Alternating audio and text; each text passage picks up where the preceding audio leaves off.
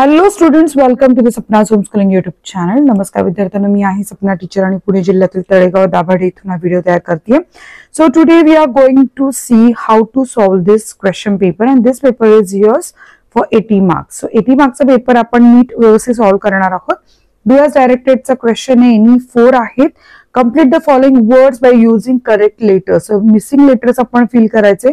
So पहिला word येणार आहे कल्चरल. सो हा कल्चरलचा टी मिसिंग आहे, सक्सेसचा यू मिसिंग आहे, ऍटिट्यूडचा आय मिसिंग आणि ह्युमॅनिटीचा एम मिसिंग आहे. Put the words in alphabetical order. तर इथे आपण ऍब्सेंट, क्रिएट, पीस आणि वर्ड, आणि जो बी आहे त्याचा पर्सन, पोडियम, पोटेन्शियल आणि परस्युएट. पंक्च्युएट द फॉलोइंग मध्ये इथे आपल्याला याची उत्तरं लिहायची आहे. सो 2 क्वेश्चन आहेत.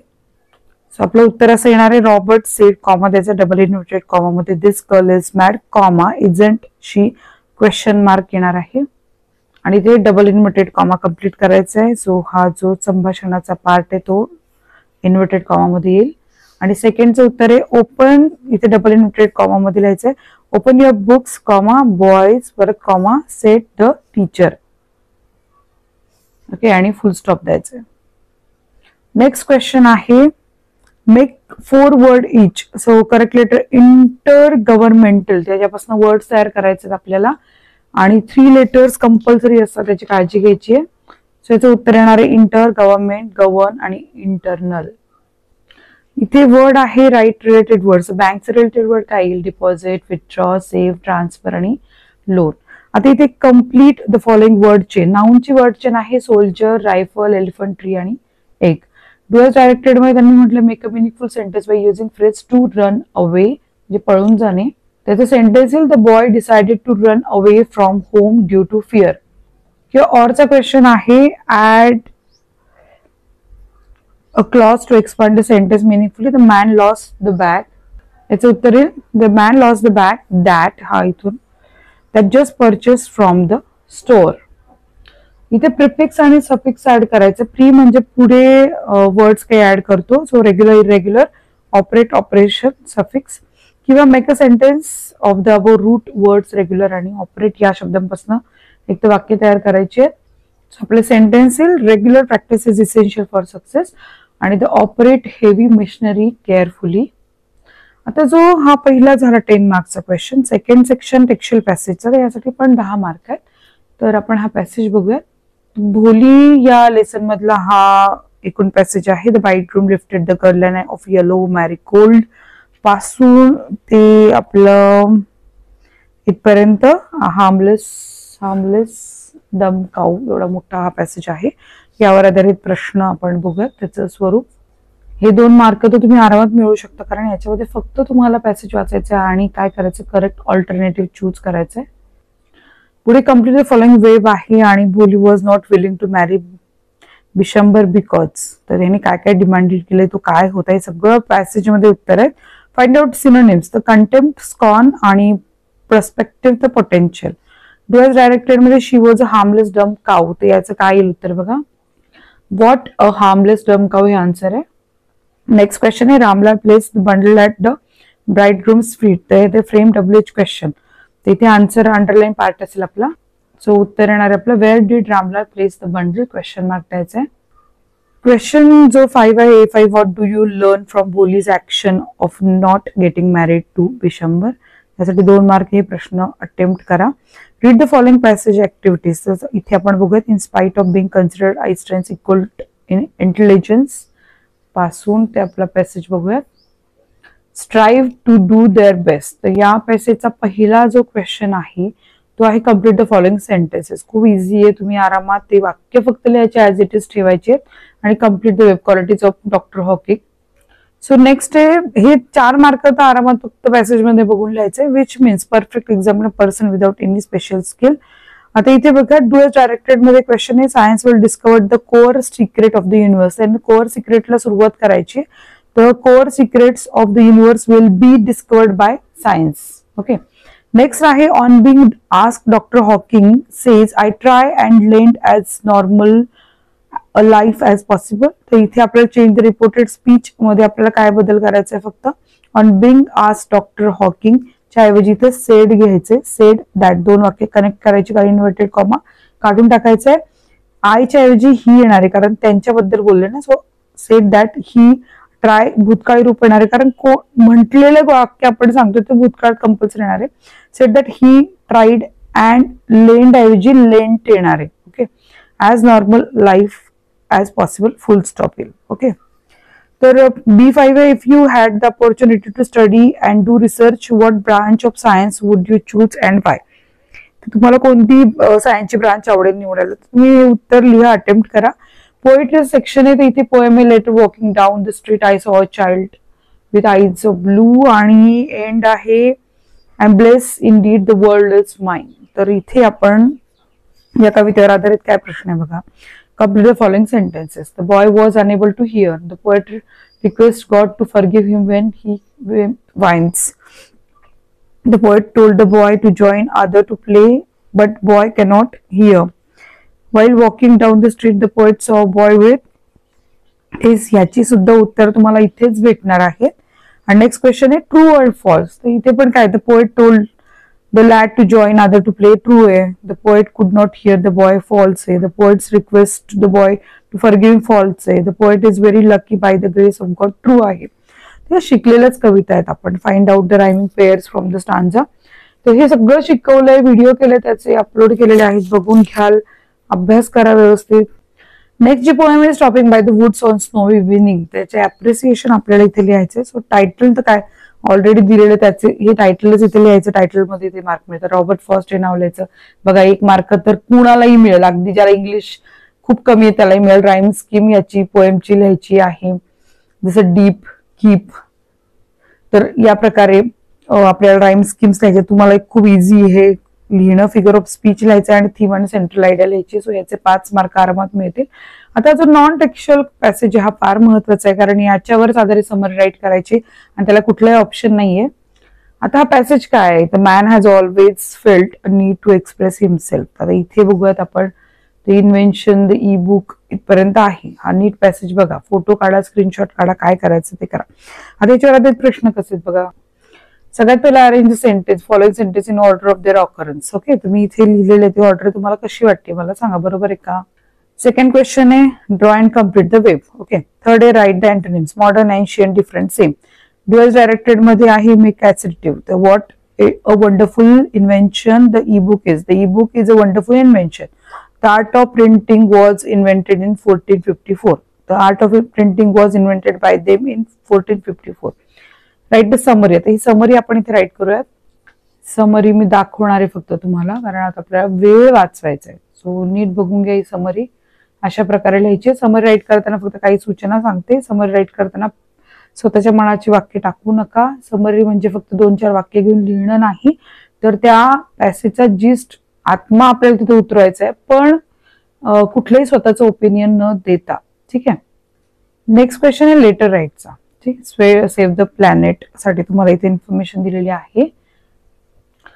So write a letter to your friend, request him or her participate in Save the Planet किंवा write a letter to the organizer asking for details as you want to participate in it. आपण हे दोन्ही पत्र आता इथे बघूयात.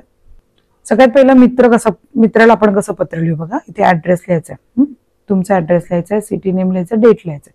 तर सुरुवात डिअर नेम, जे नाव आपण मित्राचे इथं लिहिणार आहोत ते लिहायचं. I hope this letter finds you in great health and high spirit. ही सुरुवात करण्याची पद्धत असते. हे झालं सुरुवातीचं इंट्रोडक्शन. मध्ये जिस सांगायचं की काय नेमकं कशासाठी आपण हे पत्र लिहिले ते सांगायचं. आता आपल्याला दिलेल्या माहितीचा आपण उपयोग करायचा आहे. आणि मग इथे एंड करताना तुम्ही बघाल की एंड हा जो एंड पॅराग्राफ आहे की I would love for you to join this event, की तुम्हाला आवडेल की तू तिथे भाग वगैरे घेतलेला. हे झालं 3 पॅराग्राफ मध्ये आपण लिहिले पत्र. आणि एंड सेंटेन्स जे असतं ते असं लिहायचं असतं, let me know if you are interested and we can play together, looking forward to your reply वगैरे. आणि मग युअर्स आणि तुमचं नाव लिहायचं. सो अशा पद्धतीनं इन्फॉर्मल लेटर लिहायचं असतं. आता फॉर्मल लेटर कसं लिहायचं बघूया. फॉर्मल लेटर जेव्हा तुम्ही लिहिताय तेव्हा आपण कोणाला लिहिणार आहे, ऑर्गनायझर लिहिणार आहे. मग इथे सगळ्यात पहिलं तुमचं नाव, तुमचा ऍड्रेस, सिटी नाव, पिन, डेट वगैरे. ओके. आणि आता कोणाला लिहिलंय, द ऑर्गनायझेशन, त्यांचा पत्ता. मग तिथे पुढे आपण सब्जेक्ट लिहिणं फार मस्ट आहे. मग सब्जेक्ट काय, request for details about save the planet mission. तर आपण सॅल्युटेशन करायचं, रिस्पेक्टेड सर किंवा मॅडम, जे आपल्याला माहित नसतं नेमकं कोणाला लिहितोय. आता इथे आपण सुरुवात पत्राची अशी करायची की respected sir madam, I recently come across the information about your event, Save the Planet mission scheduled for 6th June. I am very interested in participating in this rally and contributing towards the noble cause of saving the environment. हे सुरुवात झाली, आपण आपल्याबद्दल माहिती दिली, कारण काय आपलं पत्र सांगितलं. I would like to know more details about the event and such as the exact timings, the starting point of the rally and the procedure for registration. I am keen to join and would appreciate your guidance. आणि शेवट करताना thank you for organising such an important initiative, looking forward to your response, your sincerely, आणि नाव लिहायचं. So actually informal letter लिहिणं असं सोपं आहे, प्रिसाईज आणि थोडक्यात लिहायचं असतं. आता जर तुम्हाला लेटर, इथे लेटर तर एकतर कंपल्सरी फॉर्मल इन्फॉर्मल आहेच, त्याला काही ऑप्शन नाही. पण नेक्स्ट डायलॉग रायटिंग B1 किंवा B2. तर B1 काय आहे डायलॉग रायटिंग आणि B2 काय ड्राफ्टिंग स्पीच. तुम्हाला काय सोपं वाटतंय? बेसिकली डायलॉग रायटिंग जास्त सोपं आहे बघा, कारण इथे दिलेले असतात सेंटेन्सेस, आपल्याला फक्त काय करायचं असतं, चूज करायचं असतं. आता इथे वाक्य आहेत, I prefer coffee please, thanks a lot, would you like to have tea or coffee or 2 cup of coffee. तर सगळ्यात पहिला आपण प्रश्न विचारणार, would you like to have tea or coffee, तुम्हाला चहा कॉफी घ्यायला आवडेल का. ठीक आहे, मग तो पुढचा काय म्हणू शकतो की आय प्रेफर कॉफी प्लीज, तर तो म्हणू शकतो कॉफी द्या. हे 2. मग तो काय म्हणतो, ओके 2 कॉफी प्लीज. मग तो ठीक आहे, मी कॉफी 2 घेतो आणि थँक्स अ लॉट, आणि त्याचे आभार मानतो. सो हे झालं. Complete the dialogue. Do your parents scold you, किंवा ते डायलॉग रायटिंग बघूयात. सो इथे कसं लिहिणं आपण, do your parents scold you, yes most of the time they scold me. How do you feel when they scold you, I feel so bad Wien ever they scold मी. हे झालं. आता त्यांनी C जो part सांगितलाय तो काय question आहे बघूया. त्यांनी म्हटलंय की write a dialogue of minimum 3 meaningful exchanges on regularity in studies. So नियमित अभ्यास करण्याविषयी डायलॉग रायटिंग कसं लिहिणार तुम्ही. तर इथे student, sir I find it hard to stay regular with my studies. Teacher म्हणणार start with a daily time table, stick on it. Student, I also lose focus when studying for too long. Teacher, take a short break, study for 40 to 50 minutes and rest for 10 minutes. It will help you to stay fresh and focus. Student, thanks sir. So हे simple dialogue, पण असं yes और no फक्त करत नाही लिहायचं, तर व्यवस्थित लिहायचंय. नेक्स्ट क्वेश्चन बघूया. आता ड्राफ्टिंग स्पीच काय लिहिलं ड्राफ्टसाठी, तर एन्व्हायरमेंटल पोल्युशन वरती आपल्याला स्पीच लिहायचंय. ठीक आहे, आता इथे काही काही आपल्याला पॉइंट्स दिले, त्या पॉइंटचा पण विचार करणं गरजेचं आहे. हे बघा, एन्व्हायरमेंटल पोल्युशन साठी मी स्पीच लिहून दिले. सुरुवात आपल्याला करायची, good morning everyone, today I want to talk about on the biggest threat to our planet, environmental pollution, Earth's number 1 enemy is pollution which affects our air, water and surroundings. असं नीट हे speech बघून घ्या. व्यवस्थित हे speech बघून घ्या. याप्रमाणे आपल्याला स्पीच लिहिणं एवढं एक पानभर तरी अपेक्षित आहे, त्याप्रमाणे तुमचं मार्किंग होणार आहे. स्पेलिंग मिस्टेक्स टाळा आणि ग्रामॅटिकल मिस्टेक सुद्धा टाळा. सो अशा प्रकारे आपण हे लिहिलंय. आता जो पुढचा पार्ट आहे इन्फॉर्मेशन ट्रान्सफर, तर non verbal to verbal, verbal to non verbal. तुम्हाला काय सोपं वाटतंय? जनरली बऱ्याच लोकांना व्हर्बल टू नॉन व्हर्बल सोपं जातं, पण आता हा problem faced by Indian today, तर याच्यासाठी पॉइंट दिले, तर आपण याच्यावर एक पॅराग्राफ लिहूयात. हे बघा, तर हे paragraph problem face by Indian today, title द्यायचं आणि जे पॉइंट्स दिलेत ना त्या पॉइंटचा अंतर्भाव याच्यामध्ये करायचा. तर तुम्ही ते बघू शकता की तुम्हाला इथे व्यवस्थित सगळे मुद्दे आल्याचे दिसतील. आता व्हर्बल टू नॉन व्हर्बल साठी हा पॅराग्राफ दिला आपण, याच्यावरनं व्हर्बल टू नॉन व्हर्बल करूयात. सुरुवात टाइप्स ऑफ सॉइल आहे आणि आता इथे बघा अशा प्रकारे व्यवस्थित आपल्याला व्हर्बल टू नॉन व्हर्बल करायचं, काही मिसिंग करू नका. हे खूप सोपं आहे, तुम्हाला पैकीच्या पैकी मार्क मिळतील. पॅराग्राफ मध्ये सगळं असतं, फक्त व्यवस्थित तुम्ही नीट मांडणी करायची. नेक्स्ट क्वेश्चन आहे, write a report of a newspaper based on the headline. Okay, 2 bikers die in mishap near Katraj Pune. ते headline, dateline, lead line, body of report, conclusion, हे सगळं मस्ट आहे. 5 मार्क तुम्हाला याचे मिळणार आहेत. कसं लिहायचं तुम्हाला दाखवते इथे. न्यूज प्रेफर कराल तर उलट जास्त सोपं पडणार आहे तुम्हाला. हेडलाईन तर आपल्याला माहितीच आहे की 2 bikers die in road mishap for near Katraj. Dateline काय, पुणे जानेवारी 24, 2025, जी तारीख असेल ती लिहायची. आता लीड लाईन काय इथे, tragic accident claims 2 lives near Katraj tunnel. एवढं लिहिणं अवघड आहे का तुमच्यासाठी? याचे मार्क तुम्हाला इझी मिळणार. तर बॉडी ऑफ द रिपोर्ट काय येईल, In a tragic incident near Katraj on Wednesday morning, 2 bikers lost their lives in a road mishap. The accident occurred when the riders lost control of their vehicle, crashing into a driver. Eyewitness reported that overspeeding and poor visibility might have been contributing factors. Local authorities and the ambulance service rushed to the scene. The victims were declared dead on arrival at a nearby hospital. Police are investigating the case further to determine the exact cause of the accident. ठीक आहे, ही झाली बातमी. आता conclusion काय काढायचं आपण?